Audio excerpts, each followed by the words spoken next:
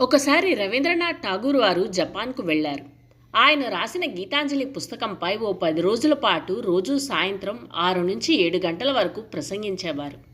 ఆ ప్రసంగం వినడానికి ఓ వృద్ధుడు క్రమం తప్పకుండా వచ్చేవాడు. ప్రసంగం ప్రారంభం కావడానికి చాలా సమయం ముందే అక్కడికి వచ్చేవాడు. రవీంద్రునితో పాటు లేచి వెళ్ళేవాడు. ప్రసంగం అయిన తర్వాత రవీంద్రుణ్ణి గౌరవంతో రోజూ పూలమాలలతో సత్కరించేవాడు. ఆయన ప్రవర్తన చాలా సాదాసీదాగా ఉండేది. రవీంద్రుడు చెప్పే ప్రతి మాట శ్రద్ధగా విని జీవితానికి అన్వయించుకోవడానికి ప్రయత్నించేవాడు. ఆయన వేసుకున్న దుస్తులు కూడా చాలా సాధారణంగా ఉండేవి. ఒక్క మాటలో చెప్పాలంటే ఆయనకి రవీంద్రుడంటే వల్లమాలిన అభిమానం. రవీంద్రుడు తన ఉపన్యాసం చాలించిన తర్వాత చాలామంది గౌరవభావంతో ఆయన పాదాలను భక్తితో స్మృశించేవారు. ఆత్మజ్ఞానం మీద ఆయన చేసే ఉపన్యాసాలు వారి జ్ఞానపరిధిని ఎంత విస్తృతంగా చేస్తున్నాయో తెలియచేయడానికి చాలామంది వినేవారు.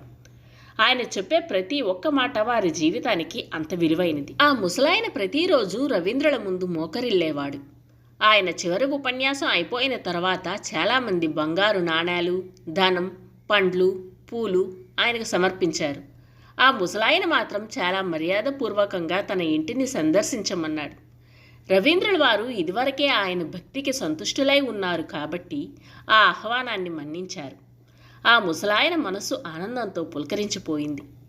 ఠాగూర్ గారు తన సహాయకుడిని పిలిచి ఈ విధంగా అన్నారు, ఈ పెద్దాయన్ని చూస్తే ఉద్విగ్న మనస్కుడిలా ఉన్నారు. మన రాక కోసం ఆయన ఖర్చు పెట్టకుండా చూసే బాధ్యత నీది. వారి పిల్లలకి కూడా 200 యూన్లు ఇవ్వండి అని చెప్పారు. ఆ ముసలాయన సాయంత్రం ఖచ్చితంగా 3:15 అయ్యేసరికి రోల్స్ రాయ్స్ కారులో ఠాగూర్ ఉండే అతిథి గృహం ముందు వాలిపోయాడు. అంతకు మునుపు ఠాగూర్ 4 గంటలకు వస్తాడని చెప్పి ఉన్నాడు. ఆయన రవీంద్రుణ్ణి ఆ కారులో ఎక్కించుకొని ఓ కొండలాంటి ప్రదేశంపై ఉన్న ఇంద్రభవనము లాంటి పెద్ద భవంతిలోకి తీసుకువెళ్ళాడు. వెళ్ళగానే వాచ్మెన్ గౌరవంగా తలుపు తీసి నిలబడి సెల్యూట్ చేశాడు.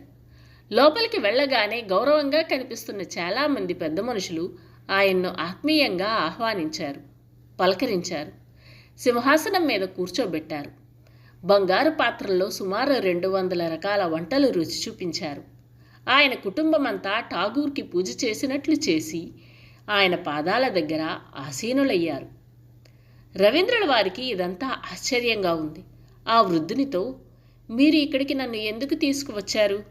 దయచేసి మీ ఇంటికి తీసుకువెళ్ళండి. ఈ భవనానికి ఎందుకు తీసుకువచ్చారు అని అన్నారు. అప్పుడు ఆయన, ఓ ఋషివర్య, ఇదే నా ఇల్లు. ఈ కార్లు, ఈ బంగ్లా అన్నీ నావే. మీ ముందు మోకరిల్లిన వారంతా నా భార్య, పిల్లలు, కోడళ్ళు, అల్లుళ్ళు, మనుమలు, మనుమరాండ్రు. నాకు 2 కర్మాగారాలు ఉన్నాయి అని అన్నారు. ఓ, అయితే మీరు ఇంత ధనవంతులై ఉండి కూడా నా దగ్గరికి వచ్చేటప్పుడు అతి సాధారణంగా ఎందుకు వచ్చేవారో తెలుసుకోవచ్చా అని అడిగారు రవీంద్రుల వారు. స్వామి, భౌతిక సంపదలు నిజమైన వ్యక్తిత్వానికి కొలమానాలు కావు.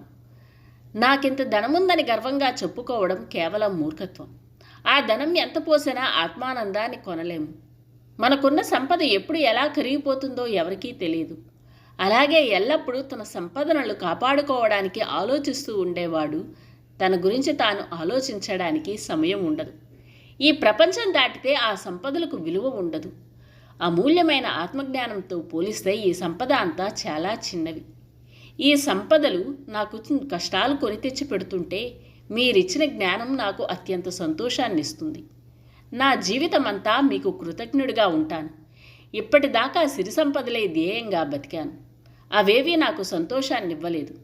మీరు చెప్పిన ప్రతి మాట నా అజ్ఞాన పొరలను తొలగించాయి. నేను మామూలు దుస్తులు వేసుకొని మీ దగ్గరకు రావడానికి కారణం జ్ఞాన సముపార్జనలో మీ దగ్గర నేను ఓ యాచకుణ్ణి మాత్రమే అని సూచించడానికి. మీ సమక్షంలో నేను ఎంతో సంతోషంగా ఉన్నాను. ఈ మాటలు వినగానే రవీంద్రుల వారి హృదయం ఆనందంతో ఎంతో పొంగిపోయింది. కాబట్టి ఎక్కడైతే నిజమైన విద్యకు విలువ ఉంటుందో అక్కడ జీవితానికి గౌరవం ఉంటుంది. సత్పురుషుల బోధనలు ఎక్కడ గౌరవించబడతాయో అక్కడ సిరి సంపదలకు విలువ లేదు. రవీంద్రుల వారు సంతోషంగా, ఓ మిత్రమా, నీకు సిరి సంపదల కన్నా ఆత్మసాక్షాత్కారం మీదనే మక్కువ ఎక్కువ. నీవు నిజంగా ధనవంతుడివి. నీలాంటి శిష్యుణ్ణి కలుసుకున్నందుకు నాకు ఈరోజు చాలా సంతృప్తిగా ఉంది. నా బోధనలకు సార్థకత చేకూరింది. నేను ఎక్కడికి వెళ్ళినా జనాలు భౌతికమైన సుఖ సంపదల కోసం అడుగుతూ అమూల్యమైన సమయాన్ని వృధా చేసేవారు. కానీ మీరు తెలివైనవారు. మీరు అడగకపోయినా భగవంతుడు మీకు అన్నీ ఇస్తున్నాడు. మీ జ్ఞానతుష్టను తీర్చడానికే నన్ను ఆ భగవంతుడు ఇక్కడికి పంపినట్లున్నాడు అని ఆయన దగ్గర సెలవు తీసుకున్నారు రవీంద్రనాథ్ ఠాగూర్ వారు.